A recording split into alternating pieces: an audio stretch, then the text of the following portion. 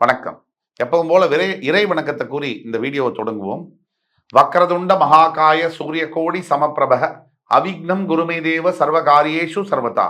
தென்னாட்டுடைய சிவனே போற்றி, என் நாட்டவர்க்கும் இறைவா போற்றி. அன்பர்களே, நண்பர்களே, குரு பயிற்சி பலன்கள் 2024 வரிசையில் இன்னைக்கு நம்ம பார்க்க போற ராசி துலாம் ராசி. காலபுருஷனுடைய 7ஆம் வீடு, சுக்கிர பகவான் ஆட்சி பெறக்கூடிய மூலத்திரிகோண ஸ்தானம் அடையக்கூடிய, சனி பகவான் உச்சம் பெறக்கூடிய, சூரிய பகவான் நீச்சம் பெறக்கூடிய வீடு என்றால் அது மிக இல்லை. இந்த துலாம் ராசியில சித்திர நட்சத்திரம், சுவாதி நட்சத்திரம், விசாக நட்சத்திரம் 3 நட்சத்திரங்கள் வரும். இப்போ துலாம் ராசியை நீங்க எடுத்தீங்கன்னு சொன்னா, இப்ப உள்ள கிரக நிலைமை இந்த ஏப்ரல் 30ஆம் தேதி சரியாக இந்த குரு பயிற்சியானது, அதாவது மேஷராசியில் இருக்கக்கூடிய குரு ரிஷபராசிக்கு பெயரவிருக்கிறார். தற்போது துலாத்திற்கு 7ஆம் இடத்தில் இருக்கக்கூடிய குரு பகவான் 6ஆம் இடத்திற்கு பெயரப்போகிறார். தற்சமயம் சனி பகவான் பஞ்சமஸ்தானம் என்று சொல்லக்கூடிய கும்பராசியில் இருக்கிறார். 6ல ராகு, அதாவது மீன ராசியில ராகு, 12ல கேது. பல நிகழ்ச்சிகள் வாயிலாக நம்ம திருப்பி சொல்லிட்டே வரும். துலாம் ராசி அன்பர்களுக்கு இந்த ஆண்டு எஸ்பெஷலி குரு பயிற்சிக்கு பிறகு ராஜாதி ராஜயோகம் பெறும் துலாம் ராசி.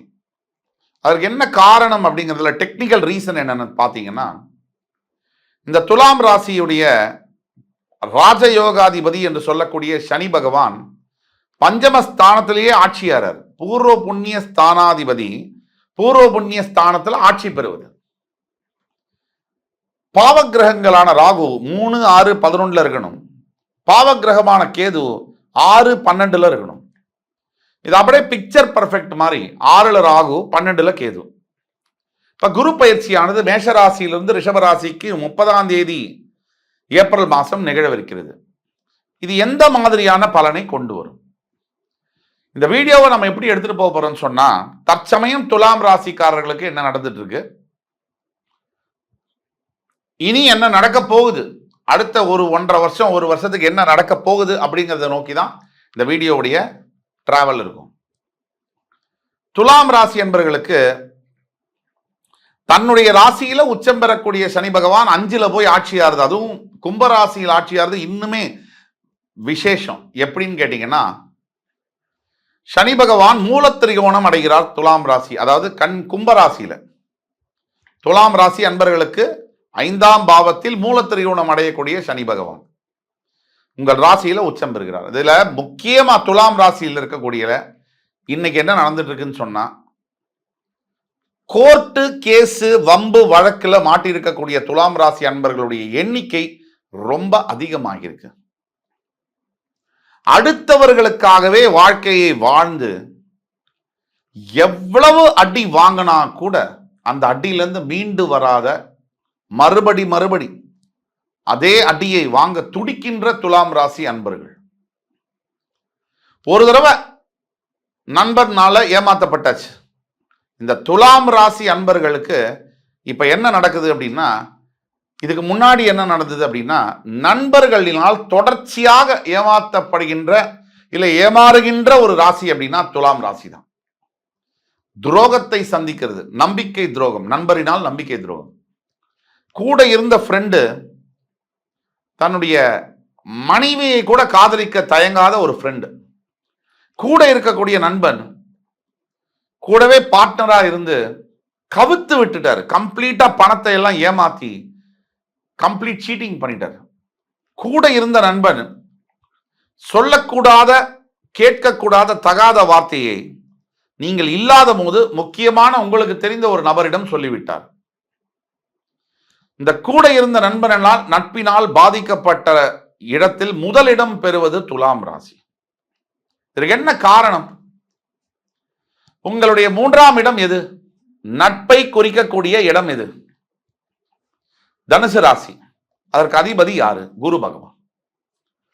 இதே குரு பகவான் தான் உங்களோட விரோதிகளை குறிக்கக்கூடிய 6ஆம் இடத்திற்கும் அதிபதியாக வரார். அப்ப நண்பன் முதலில் செந்தனலும் நீர் போல் தெரியும், அது நாள் பட புரியும்னு சொல்ற மாதிரி, முதலில் நண்பன் நட்பாக இருந்து உள்ளே புகுந்து அது கொஞ்ச காலத்துக்கு பிறகு பார்த்தீங்கன்னு சொன்னா அந்த நட்பானது மிகப்பெரிய விரோதமாக விஸ்வரூபம் எடுப்பது. இது ஒண்ணு. பல துலாம் ராசி அன்பர்கள், அதாவது நீதித்துறையில் நீதிபதிகளாக, வக்கீல்களாக பணியாற்றக்கூடிய, அரசாங்கத்துறையில் பணியாற்றக்கூடிய, போலீஸ் காவல்துறையில் பணியாற்றக்கூடிய துலாம் ராசி அன்பர்கள், ஏன் டாக்டர்ஸாக, மருத்துவராக இருக்கக்கூடிய துலாம் ராசி அன்பர்கள், ரியல் எஸ்டேட் துறை, அரசியல் துறையில் பணியாற்றக்கூடிய துலாம் ராசி அன்பர்கள், சிக்கலா இருக்கியா? வாழ்க்கை எதை நோக்கி போகுது அப்படின்னு தெரியல. இப்படி போகுது, திருப்பி மாறுது, இப்படி போகுது, வளைஞ்சு நெளிஞ்சு குழப்புது. இது ஒண்ணு. இது சனி பகவான் பஞ்சமஸ்தானத்துல பூர்வ புண்ணியாதிபதி ஆட்சி பெறும் பொழுது இந்த மாதிரி இது நாள் வரைக்கும் சந்தித்து வந்த சிக்கல்கள் டிசம்பர் 22ஆம் தேதி 2023க்கு அப்புறமா மெதுமெதுவா விலகும். மெதுமெதுவா ஸ்டெப் பை ஸ்டெப்பா நல்லா மாறும். நண்பர்கள், நல்ல நண்பர்களை பார்க்கக்கூடிய யோகம்லாம் வரும்.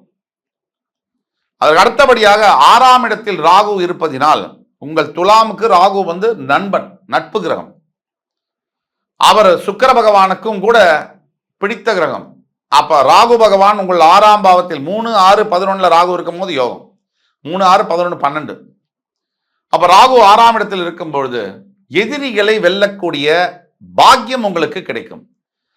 இப்ப கூட சொல்றேன், துலாம் ராசி அன்பர்கள் கடன் தொல்லையில் மட்டுமல்ல, நண்பனினால் பாதிக்கப்பட்ட துலாம் ராசி அன்பர்கள், பெற்ற தாய் தந்தையினால் ஒதுக்கப்பட்ட துலாம் ராசி அன்பர்கள், கட்டிய மனைவியினால், கட்டிய கணவனினால் கேவலப்படுத்தப்பட்டு, அவமானப்படுத்தப்பட்டு ஒதுங்கிய துலாம் ராசி அன்பர்கள், இவர்கள் அத்தனை பேரும் இந்த வீடியோ உங்களுக்கு சமர்ப்பணம். வாழ்க்கையில எட்ஜில் இருக்கீங்க, இதுக்கு மேல எதுவுமே வேணாம் அப்படின்னு இருக்கக்கூடிய துலாம் ராசி அன்பர்கள், இப்ப டிசம்பர் 22, 2023க்கு அப்புறம் தான் வாழ்க்கையில நீங்க இது வரைக்கும் என்ன நடந்ததுன்னு பார்த்தோம். இதுக்கு அப்புறம் தான் போன மாசத்துக்கு முந்தின மாசம் டிசம்பர் 22, 2023க்கு அப்புறம் தான் நல்ல வாழ்க்கை என்பது ஆரம்பமாகுது.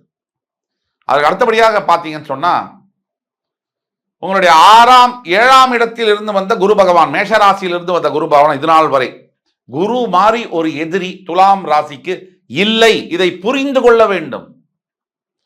7ஆம் இடத்தில் இருந்து வந்த, மேஷராசியில் இருந்து வந்த குரு பகவான் 8ஆம் இடத்திற்கு மறையப் போகிறார். குரு துலாம் ராசிக்கு ஒரு விரோதி, ரோகாதிபதி. அவர் அஷ்டமஸ்தானத்தில் மறைவது என்பது விபரீத ராஜயோகத்தை கொடுக்கும். இதனாலதான் நம்ம சொல்றோம் வீடியோ முழுசுல இருந்து, ராஜாதி ராஜயோகம் பெறும் துலாம் ராசி. 18 ஆண்டுகளுக்கு பிறகு ராஜாதி ராஜயோகம் பெறும் துலாம் ராசி.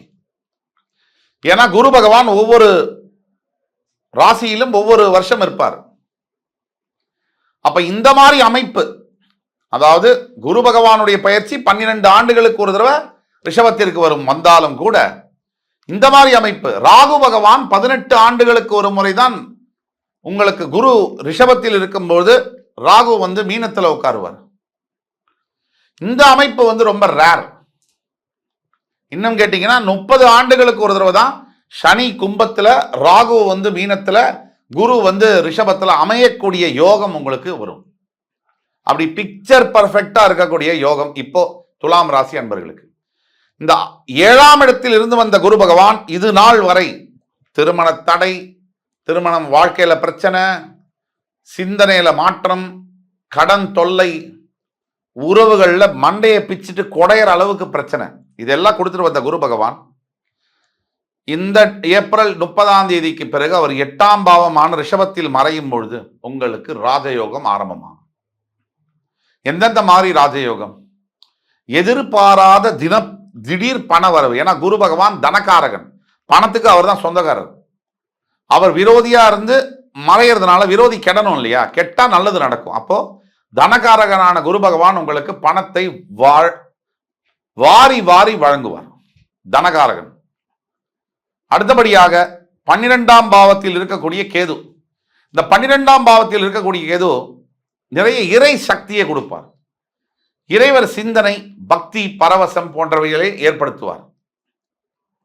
ஆக இதுவும் நல்லது. இந்த குரு பெயர்ச்சியினால் உங்களுக்கு பல நன்மைகள் உண்டு. கல்வித்துறையில் பணியாற்றக்கூடிய துலாம் ராசி என்பவர்களுக்கு ப்ரமோஷன், இன்சென்டிவ்ஸ் போன்றவைகள் கிடைக்கும். மாணவ மாணவியர்களுக்கு, துலாம் ராசியில் இருக்கக்கூடியவர்களுக்கு தான் என்ன படிக்கணும்னு நினைக்கிறீங்களோ அதை படிக்க முடியும். கல்யாண தடையினால் அவதிப்பட்டு கொண்டிருந்த இளைஞர்களுக்கு இந்த வருஷம் ஏப்ரல் 30ஆம் தேதிக்கு மேல கல்யாணம் நடக்கக்கூடிய யோகம் என்பது நிறைய வரும். குரு 8ல மறைஞ்சாலும் நல்ல கணவன் மனைவி பிரிஞ்சு போயிட்டாங்க இல்லையா, அவங்களுக்கெல்லாம் சேரக்கூடிய வாய்ப்புகளும் நடக்கும். ஆக துலாம் ராசி அன்பர்களுக்கு ஒரு ராஜயோக குரு பயிற்சி இது அப்படின்னு சொன்னா மிக இல்லை. துலாம் ராசி, மிதுன ராசி நம்பர் 1 ஸ்பாட்னா துலாம் ராசி இந்த 2024ஆம் ஆண்டுல 2வது ஸ்பாட்னு சொன்னேன். இது உண்மை. துலாம் ராசிக்கு ஏகபோக காலம் இப்போ. ஆக இந்த துலாம் ராசி அன்பர்கள் என்ன செய்யணும் அப்படின்னா, குரு பகவானை பிரார்த்தனை செய்ய வேண்டும். ஓம் விருஷபத்வஜாய வித்மஹி கிருணி ஹஸ்தாய தீமஹி தன்னோ குரு பிரஜோதயாத்.